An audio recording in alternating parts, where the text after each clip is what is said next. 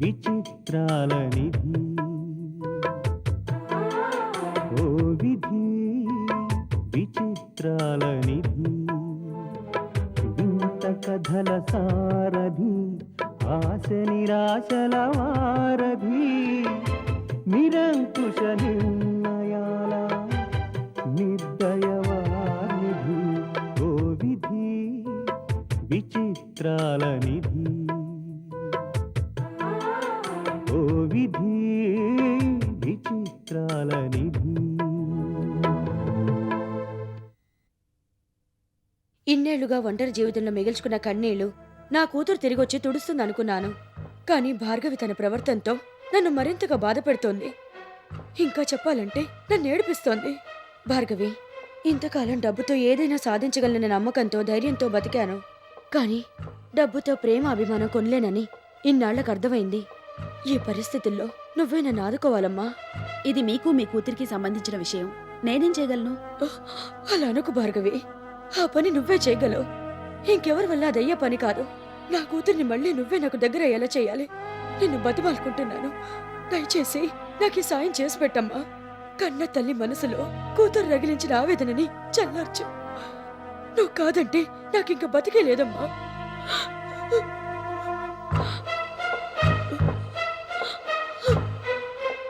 మీరంతలా బాధపడుతున్నారు కాబట్టి నా ప్రయత్నం నేను చేస్తాను. నువ్వా మాట అన్నా చాలు భార్గవి. మళ్ళీ భార్గవి నాకు దగ్గర అయినంత ఆనందంగా ఉంది. భార్గవి కాదమ్మా, నా కూతురు స్థానంలోకి వచ్చావు కాబట్టి నువ్వు నా కూతురువే. అంచేత ఈ అమ్మ మనసు అర్థం చేసుకుని నాకు ఈ సాయం చేసి పెట్టు. అలాగే, తప్పకుండా చేస్తాను.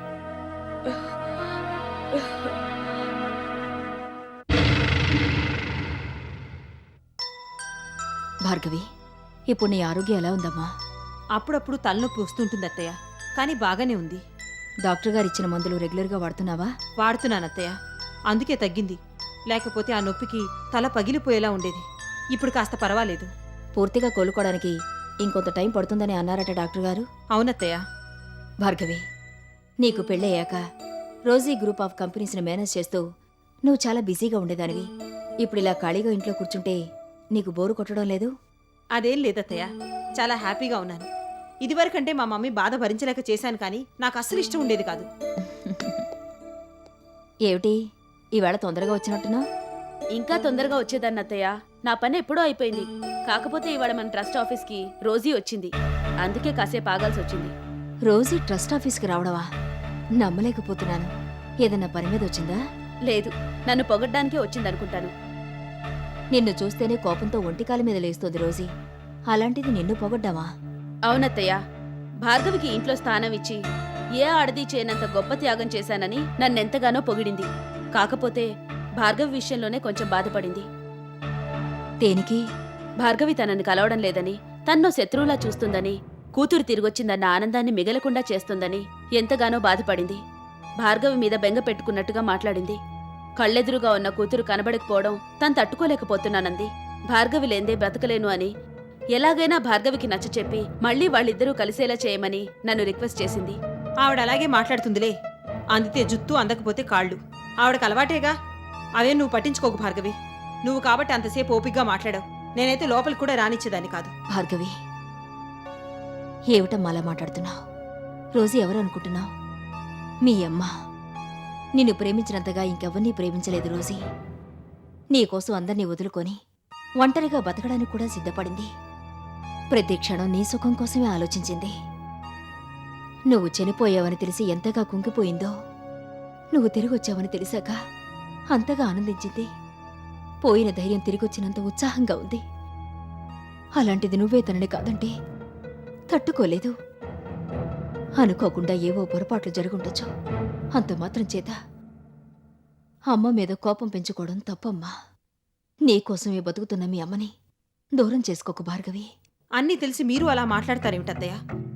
ఎవరి మీద ఉన్న పగ తీర్చుకోవడానికి నన్ను అంతలా ప్రేమించినట్టు నటించింది, కానీ నిజంగా మా అమ్మకి నా మీద ప్రేమ లేదు.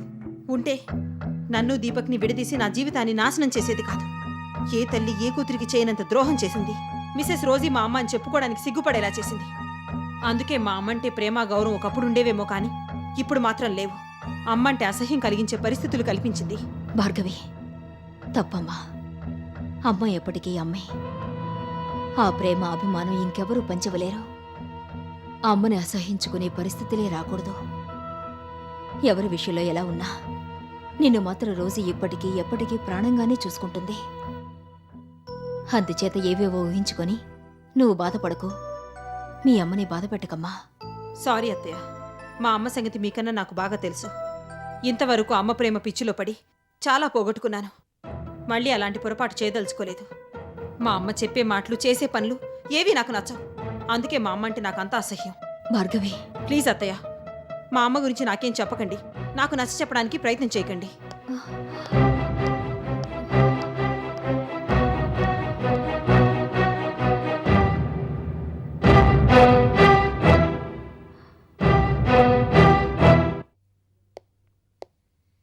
అరుణ, ఆ, నీకోసం ఎవరో వచ్చారు.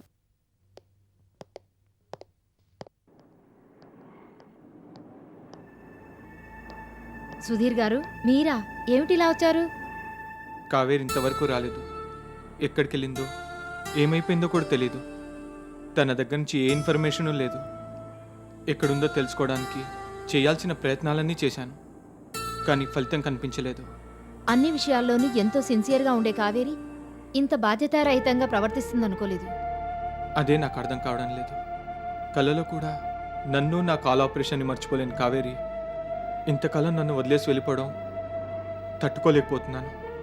ఇంతవరకు కావేరి ఏదో రోజు వస్తుందని ఎంతో ఆశతో ఎదురు చూశాను, కానీ రోజు రోజుకి ఆ ఆశ దూరం అయిపోతోంది. కావేరి లేని జీవితాన్ని అసలు ఊహించలేకపోతున్నాను. యాక్సిడెంట్లో చనిపోయినా ఇంత బాధ ఉండేది కాదేమో.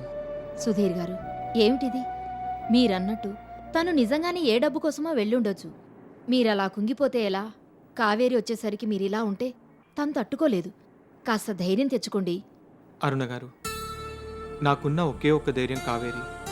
కావేరి పక్కనుంటే అవిటితనంతోనైనా ఏదన్నా సాధించగలనని, హాయిగా బతకగలనని నమ్మకం ఉండేది.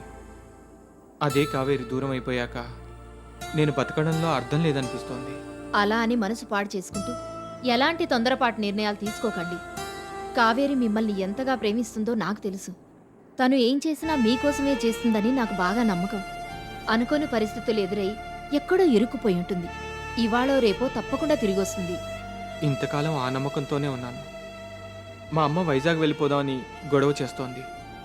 ఏం చేయాలో అర్థం కాక షాపుకొస్తే కావేరి ఇన్ఫర్మేషన్ ఏమన్నా తెలుస్తుందని వచ్చాను. నా పిచ్చి కాకపోతే ఇక్కడికి వచ్చిన కావేరి ఇంటికెందుకు రాదు? ఏంటో ఆశ చావకొచ్చేశాను. వస్తాను అరుణ గారు.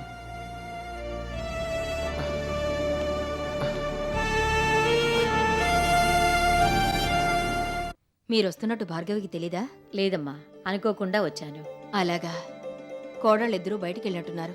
వచ్చేస్తారులేండి. ఇంతకీ మీ శిరీష ఎలా చదువుతుంది? బాగానే చదువుతుంది. మొన్న మీరు పంపించిన డబ్బుతో కాలేజీ ఫీజు, పరీక్ష ఫీజు కట్టేసింది.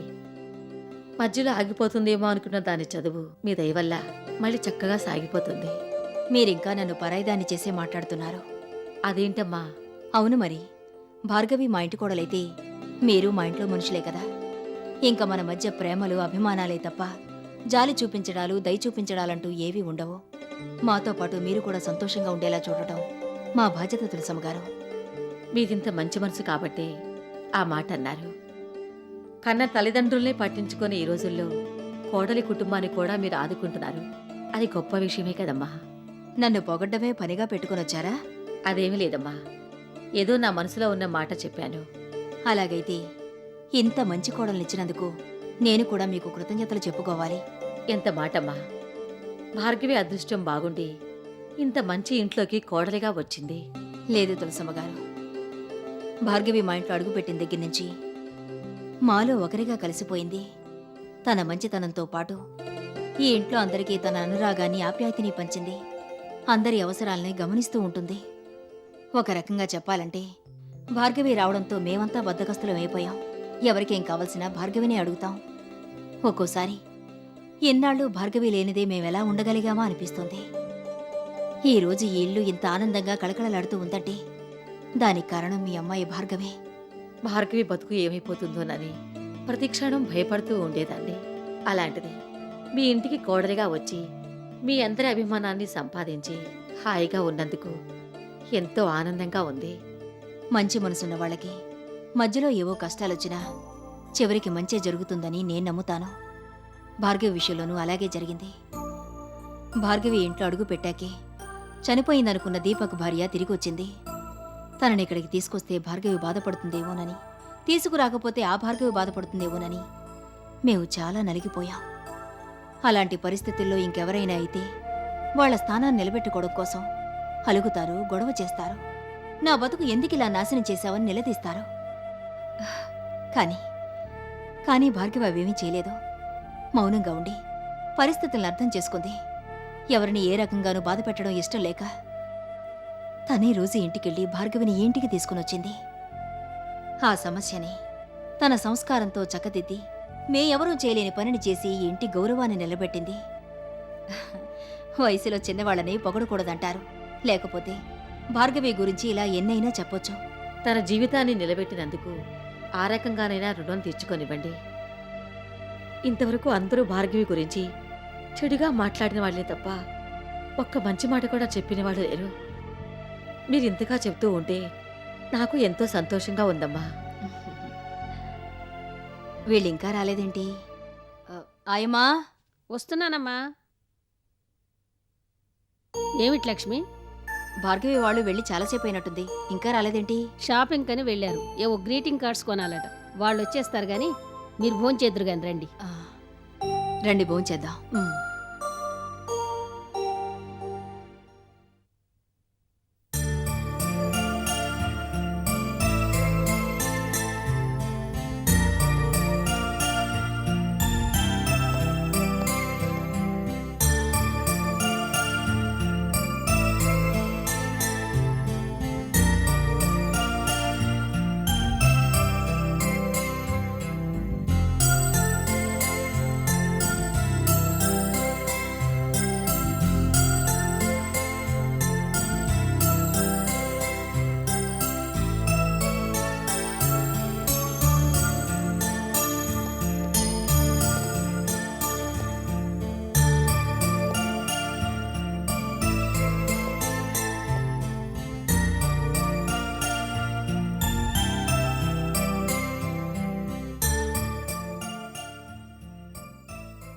నిన్న సుధీర్ షాప్కొచ్చాడు. పాపం, అతన్ని చూస్తుంటే జాలేస్తుంది.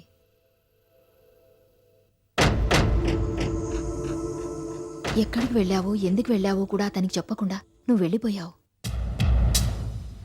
నువ్వే క్షణానైనా తిరిగి వచ్చేస్తావేమోనని కళ్ళల్లో ఒత్తులేసుకుని ఎదురుచూస్తున్నాడు. నీ గురించి తెలుసుకోవడానికి కాల్నొప్పితో తెలిసిన వాళ్ళందరి దగ్గరికి వెళ్ళి కావేరి ఏవైనా చెప్పిందా అని అడుగుతున్నాడు. అద్దె కట్టని కారణంగా ఇంట్లో నుంచి బయటికి గెంటేస్తానని హౌస్ ఓనర్ వార్నింగ్ ఇచ్చాడు. మొన్న నువ్వు నాకిచ్చిన డబ్బు తీసుకెళ్లి ఇవ్వబట్టి పాపం ఈ మాత్రమేనా జరుగుతుంది. కాల్నొప్పికి తోడు డబ్బు లేకపోవడం, పైగా ఈ సూటిపోటి మాటలు, నువ్వు తిరిగి రాకపోవడం, ఇవన్నీ తట్టుకోలేకపోతున్నాడు. ఇంకొన్నాళ్ళు నువ్వు కనిపించకపోతే పిచ్చివాడైపోయేలా ఉన్నాడు. అంచేత నువ్వోసారి వెళ్ళి అతని కనిపిస్తే బాగుంటుంది. భార్గవి, ఈ కార్డు ఎలా ఉందో చూడు. బాగుంది, చాలా బాగుంది. అదేమిటి చూడకుండానే బాగుందని చెప్పేస్తున్నావు? నువ్వు సెలెక్ట్ చేస్తే నేను సెలెక్ట్ చేసినట్టేగా. థ్యాంక్స్. నీ భార్య ఏది అని అందరూ సుధీర్ని అడుగుతుంటే నా ఆపరేషన్ కావాల్సిన డబ్బు కోసం ఊరు వెళ్ళింది, ఇవాళ రేపో వచ్చేస్తుందని అడిగిన వాళ్ళందరికీ అమాయకంగా సమాధానం చెప్తున్నాడు. కానీ సుధీర్ తల్లి నువ్వెందుకు రాలేదని, అవిటివాడైన సుధీర్ని వదిలించుకొని నీ దారి నువ్వు చూసుకునేందుకు వచ్చావని అతని మనసు విరిచేసింది. ఇప్పుడైనా నువ్వు కలవకపోతే ఆ బాధలో ఏమీ చెయ్యలేని పరిస్థితుల్లో నువ్వు లేందే తన బతుకు లేదనుకుంటున్న సుధీర్ ఏదైనా అఘాయిత్యం చేసి ప్రాణాలు తీసుకుంటే? ఏమైంది భార్గవి? ఏం లేదు, ఏం లేదు. సరే వెళ్దాం పదా.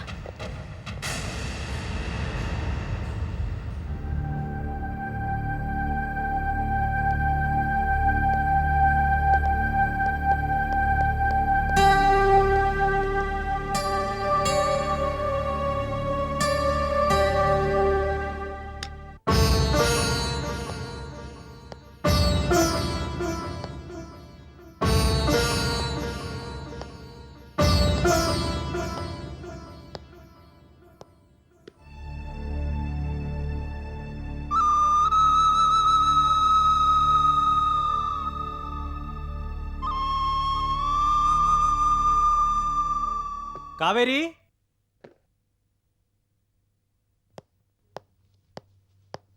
ఏంటి సార్? అరుణ ఈ పూట రాలేదు కదమ్మా. రాలేదు సార్. ఏదో పనుందని లీవ్ పెట్టింది. ఓ చిన్న పని చేసి పెట్టమ్మా. చెప్పండి సార్. ఈ బిల్స్ రోజీ గారికి చూపిస్తే ఆవిడ చెక్కిస్తారు, తీసుకురా. ఆవిడిల్లు నాకు తెలియదండి. నేను చెప్తా కదా. అలాగే సార్. ఆ.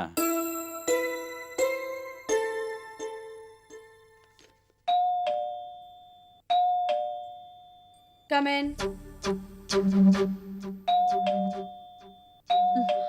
Come in.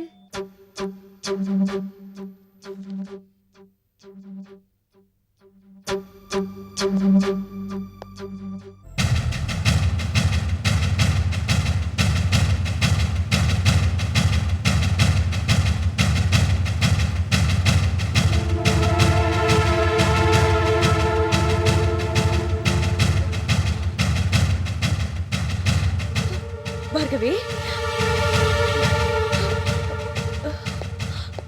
భార్గవి, నువ్వు బతికే ఉన్నావమ్మా?